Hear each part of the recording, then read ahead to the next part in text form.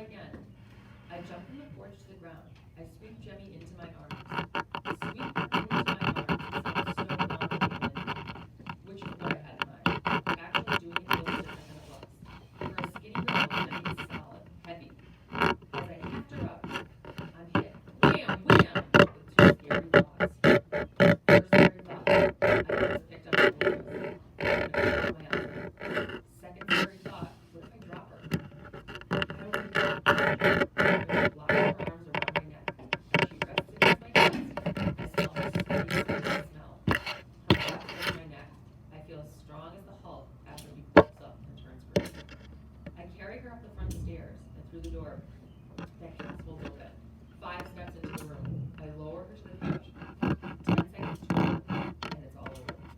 Nana Grace bustles into the room, followed by Artie, clutching a purple crayon.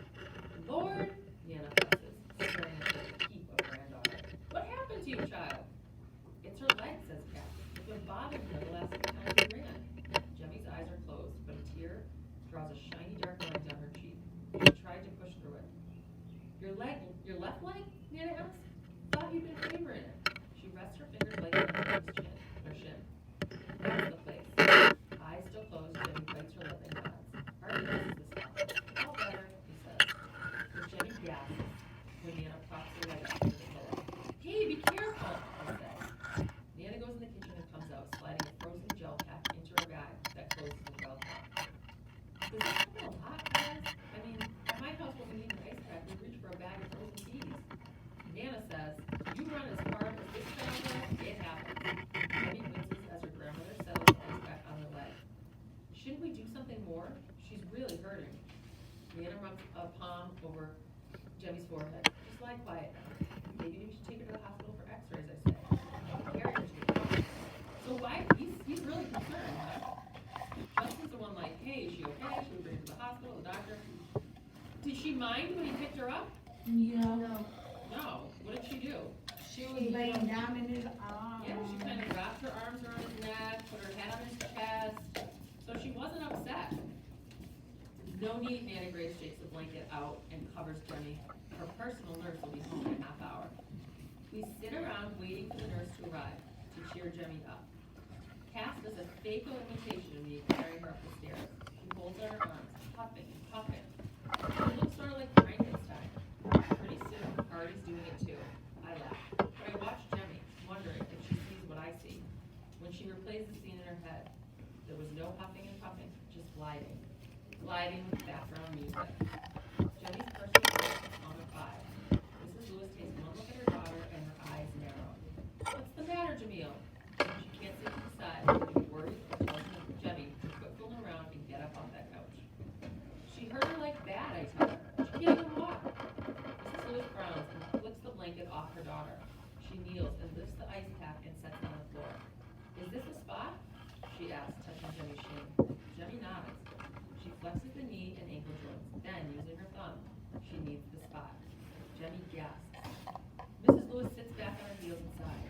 We could get a bone scan, but it looks to me like you have a stress fracture. Jemmy's eyes open. How did I get a stress fracture? I didn't fall or anything. You've been training too hard, pounding the daylights out of your poor old tibia. You can fix it, can't you? Jemmy pleads. Mrs. Lewis takes Jemmy's hand. Only thing that can fix it is time. You'll have to quit running for a while and rest it. But I need to run! Jemmy pulls away from her mother, twisting so she faces the back of the couch. She pounds it with a fist. I have to run! And you will, after a few weeks.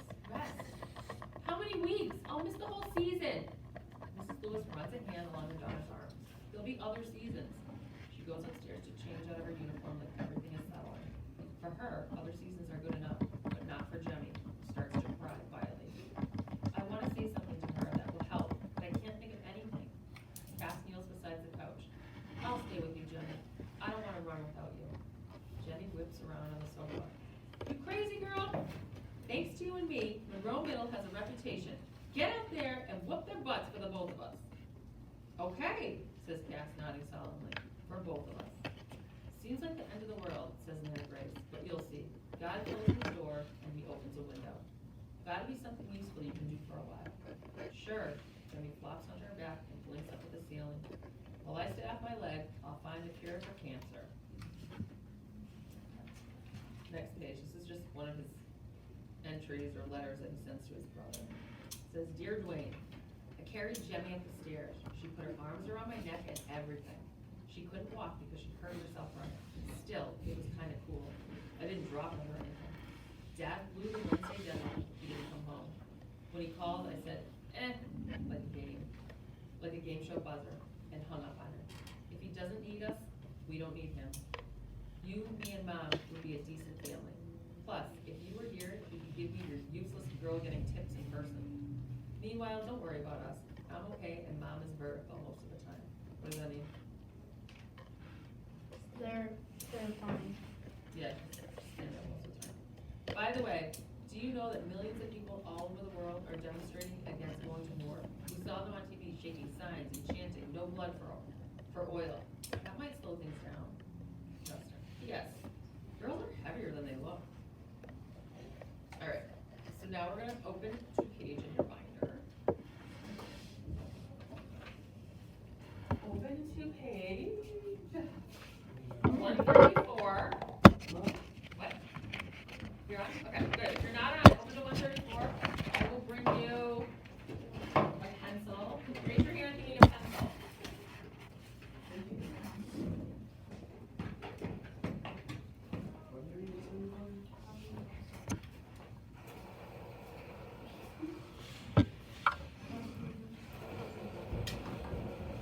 Read this. Here you go.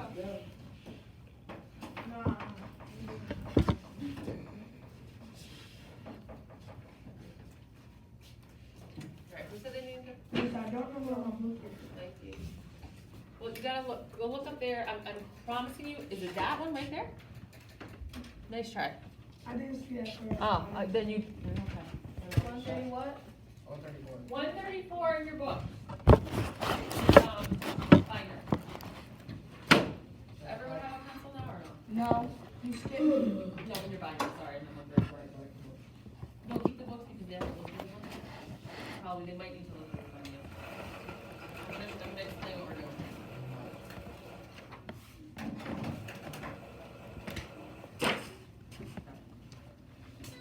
Alright, on page 134, the top, it says pages 138 and 139. I would say the good thing about this, they give you the pages that you're working on. So instead of saying, in chapter 5, and make you look through the whole chapter, they're actually giving you pages. So, Justin sees Mr. Butler playing the school piano. Then he goes to Jemmy's to play piano himself. What you're going to look for is information to help you summarize what Justin finds in the cafeteria, what they call it the cafetorium. Sentence that tells what music means to Justin. So it says, read silently to the bottom of page 139 to the words a little farther out. We'll reread that together. Turn and talk with a partner. So you may work alone, you may work with a partner. If you work with a partner, you're working. If you're fooling around at all, you're separated and you're not going to work with someone else. So that's a deal. If you can work together, I'd rather that. I can see the smiles already. I don't like the look on your face, Cocktail. It looks like, ooh, hey, what does that mean? So if you're not working, again, this is, What? you're listening, you guys are listening to me, right? Yes. I'm saying. Yes, ma'am. Turn and talk to your partner. Summarize what Justin finds in the cafeteria. Who was there? What happened? They give you the where and the when. So the where is at school in the cafeteria, and when? Soon after Dwayne ships out. That's when it happens. So you're looking for the who and the what. Make sure you're listening because you can do all that when I'm done. When does Adrienne Foglin include the scene? She's the author. What does it tell us? What makes the scene important? So why is this an important scene? When he finds Mr. Butler playing the piano in the cafeteria. Remember, Mr. Butler doesn't know he's there, and Mr. Butler's playing. Is he playing soft music or is he really loud and getting into it? Loud. Were you listening? Yeah. Loud. Thank you. Okay. He said it because I said it. All right. So what is this scene and why is it important? And let's think about Justin. That's his son. So So we want it in terms of relation to Justin. Justin's learning how to play the piano, right? Then we think about, he goes to Jemmy's after and starts playing the piano and he starts thinking of all of these different things. And then he hears them on the porch and he's like, oh, back to reality. So let's look at the connection. What happens to Justin? Don't say it out loud, but think about this. What happens to him while he's playing the piano? Like, no, don't say it out loud. I want you, this is how you're gonna answer the questions, all right? That's on 134. When you look at 135, it says on page 139, so you're gonna turn to 139. Find a strong sentence or two that tells what music means to Justin, and then copy the sentence or sentences on that line. Okay, and then we'll go over those after. Jemmy gets hurt and Justin helps. What happens to Jemmy and what did Justin do? And you're just gonna write it right underneath here. What happens and what did Justin do? And we already went over that. And that actually happens right here. On the next page, you're just gonna summarize it. What happens to her? What did he do? Why is this a big deal? What did Justin do to help Jemmy? So you're gonna answer those questions. So we're doing 134 through 136. You may work with a partner. If you need help, call me over. I want complete sentences. I do not want one-word answers. This is middle school. Okay? So you're gonna work with a partner. All right, we'll work on our own. Stop yawning. Mikey and Hot, that work on your own since that's funny. Yeah. No, that's not funny. I No, wasn't no, no, laughing no, no, either. no, no. It's already said it's funny. Y'all working by yourselves. Well, we're trying to do it. Okay, get started. If you have Juan, you have a pencil? Yeah, I think you do. Yes.